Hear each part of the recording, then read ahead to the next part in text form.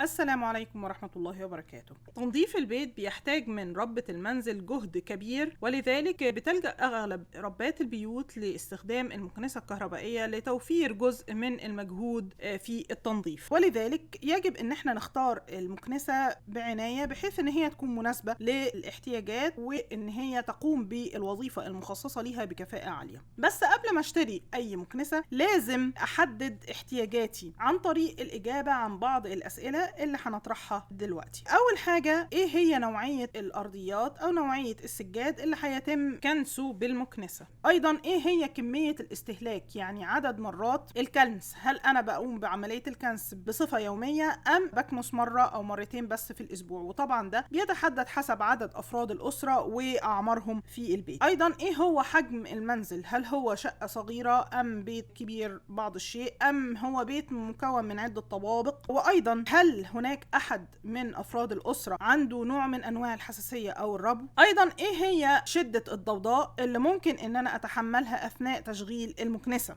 وهل هناك اسطح اضافية هقوم باستخدام المكنسة في تنظيفها؟ على اساس الاجابة على هذه الاسئلة ببدأ اشوف ايه هي انواع المكانس اللي موجودة في السوق وابدأ اشوف افضلها وانسبها ليا. اول حاجة هنتكلم عنها ايه هي انواع المكانس. اول نوع المكنسة العمودية، دي بتكون كلها عبارة عن وحدة واحدة، الموتور ووعاء تجميع الأتربة والفوهة بتاعة المكنسة. وبقدر ما هي سهلة في الاستعمال لكنها في المقابل تعتبر نوعا ما ثقيلة في الوزن للتنقل بيها وخصوصا من طابق لآخر. أيضا فوهتها بتكون كبيرة بحيث ان هي لا تصل للأماكن الضيقة أو تحت الأثاث بسهولة. أما النوع الثاني فهو المكنسة الأفقية أو المكنسة العادية، ودي بيكون الفوهة والعمود والخرطوم متصلين ببعض وفي النهاية هم متصلين بالوحدة اللي موجود فيها الموتور والفلتر ووعاء تجميع الأتربة. دي بيكون في منها أنواع وأشكال كتيرة جدا، في منها صغير الحجم وفي منها كبير الحجم، وبالتالي يجب مراعاة حجمها بالنسبة للمكان اللي هتتخزن فيه. ثالث نوع المكنسة العمودية اللاسلكية، دي بتحتاج قاعدة شحن بتكون جاية معاها، ويندرج تحت نفس النوع المكنسة اليدوية. هي من الأنواع اللي بتمتاز بصغر الحجم وسهولة الاستعمال وإنها يمكن حملها لأي مكان، لكن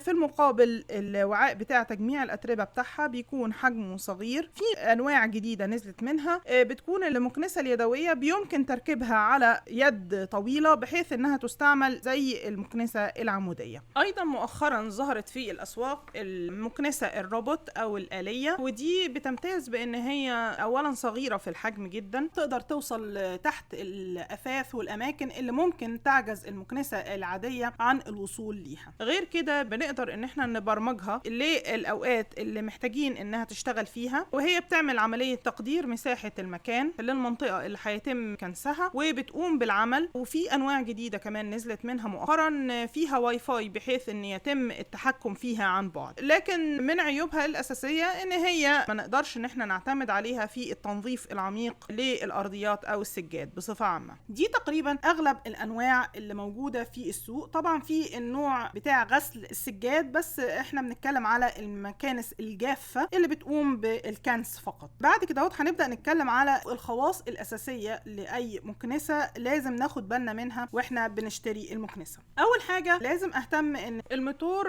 بنحاول ان هو يكون قوي، ودي بنعرفها من خلال الوات اللي بيكون مكتوب على المكنسة، فكل ما كان اكبر كل ما كان الموتور اقوى وبالتالي قوة الشفط هتكون اعلى. ايضا حجم وعاء الاتربة وغالبا بيقاس بوحدة اللتر، كل ما كان اكبر كل ما اداني وقت اطول في عملية التنظيف. اوعية الاتربة في عندي ليها نوعين، في نوع بكيس وفي نوع بدون كيس. البدون كيس ده عبارة عن وعاء بلاستيكي بيتم فكه من المكنسة والتخلص من الأتربة منه وغسله، وبعد كده بيرجع يتركب في المكنسة مرة تانية. أما بالنسبة للأكياس فعندي نوعين، في نوع من الأكياس بيتم تنظيفه وغسله وطبعا لازم يجف تماما وبعد كده هو أبدأ أركبه في المكنسة مرة تانية، وفي نوع من الأكياس بيكون ديسبوزل أو اللي بيتم التخلص منه بعد عملية التنظيف، لكن للأسف من عيوبه إن هو في بعض الأحيان بيكون غير متوفر أو بيكون باهظ الثمن. أما بالنسبة لطول السلك السلك يفضل طبعا ان احنا نجيب اطول سلك قدر الامكان، لان دوت بيديني مساحة اكبر للتحرك بالمكنسة او الوصول لاماكن اكبر بالمكنسة. وبالطبع بيفضل ان تكون المكنسة فيها امكانية تجميع السلك داخلها.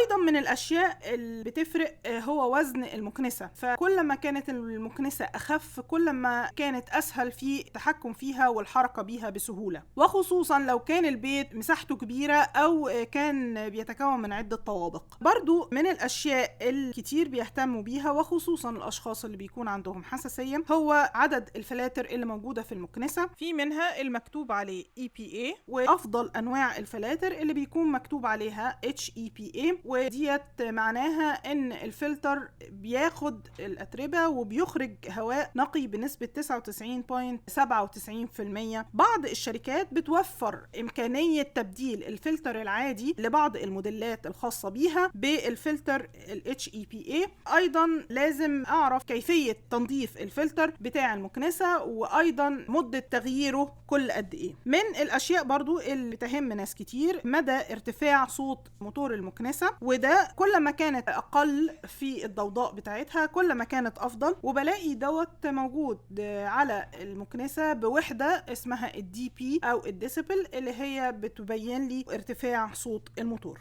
برضو من الأشياء اللي بتعطي قيمة أكبر للمكنسة وجود الملحقات الخاصة للفوهات. فمثلا في بيكون الفوهة الضيقة اللي بتوصل للأماكن الضيقة، أو الفوهة الفرشة اللي ممكن كنس بيها الستائر أو أشياء زي كده.